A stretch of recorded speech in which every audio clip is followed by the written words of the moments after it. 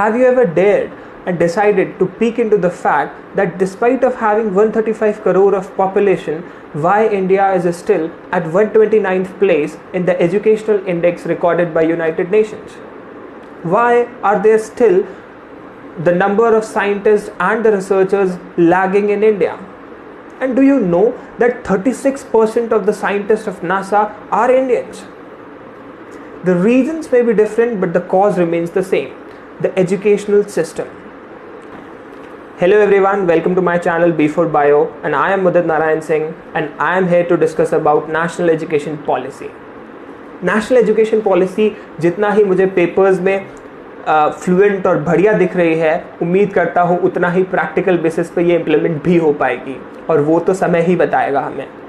अगर हम यहाँ पर नेशनल एजुकेशन पॉलिसीज़ के ओरिजिन की बात करें तो इंडिया की पहली नेशनल एजुकेशन पॉलिसी 1968 में इंदिरा गांधी जी के टाइम पर आई थी। दूसरी कंसेक्यूटिवली राजीव गांधी जी के टाइम पर 1986 में आई थी, जिसको कि मॉडिफाई करके पीवी नरसिम्हा राव जी ने 1992 में इम्प्लीमेंट किया था। उसके 34 इयर्स के बाद आज हमारे पास नेशनल एजुकेशन पॉलिसी 2020 है। अगर हम ऑन पेपर्स इसकी बात करें तो नेशनल एजुकेशन पॉलिसी वाकई में एक बहुत बड़ा एजुकेशनल रिफॉर्म है इंडिया के लिए। बिलीव मी, अगर ये चीज़ इम्प्लीमेंट हो जाती है, it will become a educational reform for Indian education system. ये बहुत सारी चीज़ें बदल देगा, बट ये तो समय ही बताएगा कि ये कितना इम्प्लीमेंट हो पाता है। आइए यहाँ पर डिस्कस करते हैं कि नेशनल एजुकेशन पॉलिसी है क्या। ऑन टॉकिंग अबाउट कि ये एक सडन मेलोड्रामा नहीं है, ये चीज़ बहुत पहले से कंसेक्यूटिवली बहुत सारे कमिटीज़ के रिपोर्ट के बाद हमारे पास आज यहाँ पर पहुँची है। अगर हम बात करें डॉक्टर के कस्तूरीरंगन और उनके साथ 9 लोग और थे जो कि कमिटी में थे, इन लोगों की जो रिपोर्ट थी वो आज आप यहाँ पर नेशनल एजुकेशन पॉलिसी के फॉर्म में 2020 में देख रहे हैं। अगर हम यहाँ पर नेशनल एजुकेशन पॉलिसी की बात करें तो इसके बेसिकली 3 प्रिंसिपल्स या फिर 3 रिफॉर्म्स नोटिस किए गए हैं। सबसे पहला तो ये कि MHRD को चेंज करके मिनिस्ट्री ऑफ एजुकेशन सेटअप कर दिया गया है। दूसरा, इन्होंने कहा है कि GDP 1.6% से डायरेक्टली 6% एटलीस्ट ये पूरा एजुकेशन सेक्टर में देंगे। तीसरी चीज़ ये पर्टिकुलरली फोकस करती है हमारे पास जो भी हमारा अर्ली चाइल्डहुड स्टेज है वो पूरा करिकुलम में स्कूल में फॉर्मल एजुकेशन में इंक्लूड करें।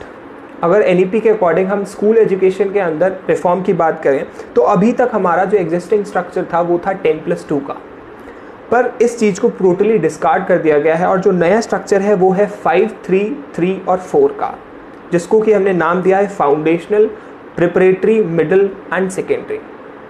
अगर फाउंडेशनल के स्टेज की बात करी जाए तो ये हमारा 3+2 लेवल है, मतलब 3 साल बच्चा प्रिपरेटरी लेवल में या फिर हमारा आंगनवाड़ी या बाल वाटिका में पढ़ेगा, और वहीं दूसरा जो 2 इयर्स का है वो क्लासेस 1 to 2 की बात करी जा रही है, और इसमें हमारा जो स्टूडेंट है वो multi level play activity based learning में के थ्रू पढ़ेगा। अगर हम यहाँ पर प्रिपरेटरी स्टेज की बात करते हैं तो that is from class 3 to 5। यहाँ पर जो बच्चा है वो प्ले, डिस्कवरी और एक्टिविटी बेस्ड क्लासरूम लर्निंग के साथ साथ अपना जो भी ये लर्निंग स्टाइल है वो अपनी मदर टंग में अचीव कर सकता है। ये चीज़ इन्होंने यूरोप से ली है। एग्जैक्ट यही पैटर्न यूरोप में भी फॉलो किया जाता है। अगर हम मिडिल स्टेज की बात करें that is from class 6 to 8, यहाँ पर एक्सपीरियंशियल लर्निंग की बात करी जा रही है।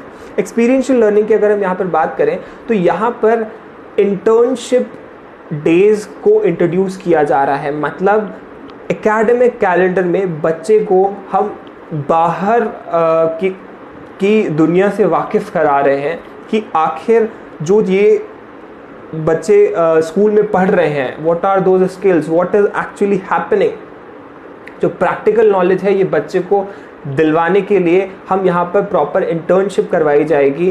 दूसरी चीज़, यहाँ पर एक्सपेरिमेंट्स जो लैब्स के लिए बोला जाता था, पहले क्या होता था कि जनरली क्लासेस 9th तक बच्चे कभी लैब में गए छोटे तो उनको भगा दिया जाता था कि नहीं केवल 11th 12th के लिए है। बट अभी से ये सारी चीज़ें चेंज होंगी। क्लास 6 से लेके बच्चे अब लैब में परफॉर्म कर सकते हैं practically and they can eventually know what is the real concept. मतलब आप समझ रहे हैं ना कि NEP टोटली स्किल बेस्ड होने जा रहा है। मतलब अब रोट लर्निंग वालों का या फिर रोट लर्निंग का कोई भी स्पेस बचता ही नहीं है। अगर हम यहाँ पर बात करते हैं सेकेंडरी स्टेज की, जो कि है हमारे पास 9 to 12, ये बेसिकली फोकस करेगा हमारा मल्टी डिसिप्लिनरी, क्रिटिकल थिंकिंग और flexibility of student with their subject of choice. Also middle stage में हमारे पास क्लास 6 में कोडिंग स्टार्ट होने वाला है। कोडिंग के लिए अगर हम बात करी जाए, ये चीज़ चाइना बहुत पहले से फॉलो कर रहा है और ये चीज़ इंडिया इस बार से इम्प्लीमेंट करने के लिए सोच रहा है।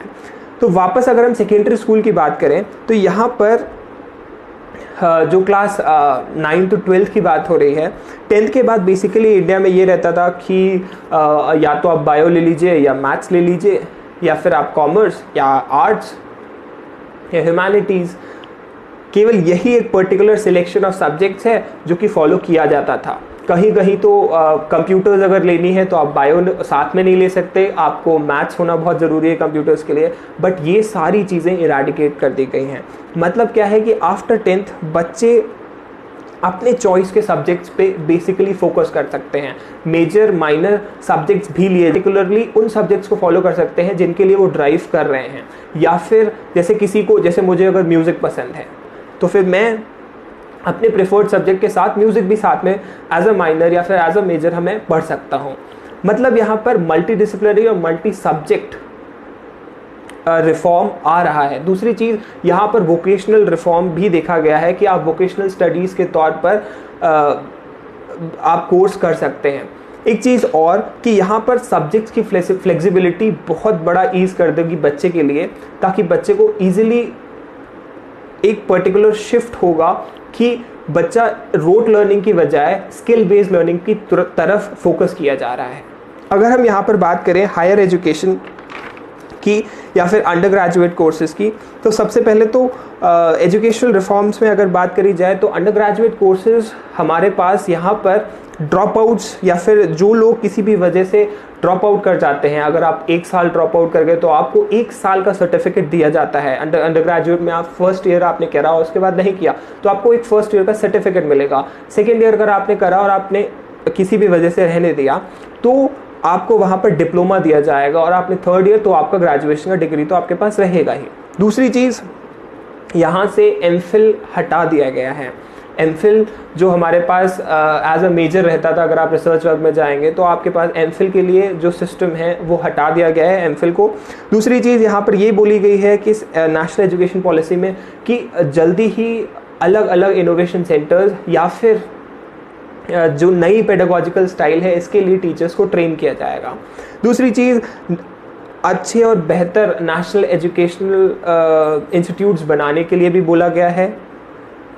ऑल्सो फॉर टीचर्स अगर हम बात करें तो बाय 2030 टीचर्स के लिए minimum qualification 4 year integrated course रहेगा, और इसके आगे जो बीएड के एंट्रेंस होंगे ये हमारा नेशनल टेस्टिंग एजेंसी है उसके अंडर आएगा। दूसरी चीज़ यहाँ पर एक चीज़ और है कि जो भी हमारा ये एजुकेशन रिफॉर्म है, अब मैं बिल्कुल मानता हूँ कि इसमें चैलेंजेस हैं। चैलेंजेस उसके इम्प्लीमेंटेशन में हैं कि ये चीज़ किस लेवल तक यहाँ पर पहुँच जाएगी, या फिर ये स्कूल्स इस पर्टिकुलर लैंग्वेज बैरियर को क्रॉस कर पाएंगे, उस मदर टंग में प्रोवाइड कर पाएंगे। उसके लिए टीचर्स का उस काबिल होना बहुत ज़रूरी है। इस पर्टिकुलर टाइम में यहाँ जहाँ की रोट लर्निंग को प्रोहिबिट किया जा रहा है, जो मेन रिस्पॉन्सिबिलिटी आ रही है वो टीचर्स के ऊपर आ रही है। तो मेरे ख्याल से इस पूरा शिफ्ट जो फोकस होगा वो इस बार टीचर्स के ऊपर होगा, और टीचर्स के ऊपर जो उनकी क्रेडिबिलिटी है उसके ऊपर पूरा फोकस होगा। दूसरी उम्मीद करता हूँ कि ये चीज़ आएगी और इंडिया में ये वाकई में कुछ अच्छा करे। चैलेंजेस हैं, बिल्कुल मानना पड़ेगा इस चीज़ के लिए कि चैलेंजेस हैं उसके इम्प्लीमेंटेशन में, कि कैसे हम उसको ग्राउंड लेवल तक हर जगह हर बच्चे के पास पहुंचा पाएंगे.